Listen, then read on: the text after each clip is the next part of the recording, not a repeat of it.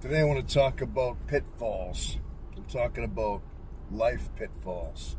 Typically when you think of a pitfall, you always think of those just potholes, traps, sand traps, anything that distracts you, anything that hinders you in any way is a pitfall. Now as Infjs, our life is full of pitfalls. Occasionally we get stuck in our own mind though. Usually it's mental pitfalls. Because of the way our functions are aligned, a lot of times our process of thinkings conflict with one another, causing pitfalls. For example, you may overthink, you may get into an IT-NI loop, and you may go into these back and forth thinkings of a certain topic, and you become obsessed. And it's almost to a point where it drives you crazy, and that's all you can think of. That is a certain pitfall in your life. And there's other pitfalls too that we go through.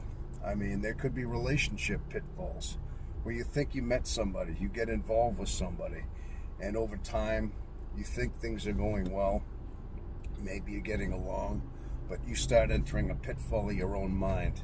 You might start overthinking about that other person to the point where you're paralyzed in a sense because you're just not yourself.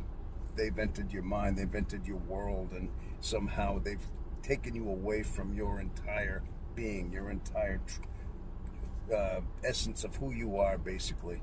And these are emotional pitfalls as well for relationships. There are other examples of pitfalls through our lives that we go through many times. I mean, we might even get into, let's say, societal pitfalls, where all of a sudden we want to distance ourselves from certain people and societies for prolonged periods of times, months, even years at that point, where we become almost reclusive. These are pitfalls as well. Now, a lot of times you feel more safe, you feel more at peace, when you don't have to deal with people's emotions, when you don't have to deal with their presence in most of the ways, but in a sense you are becoming isolated.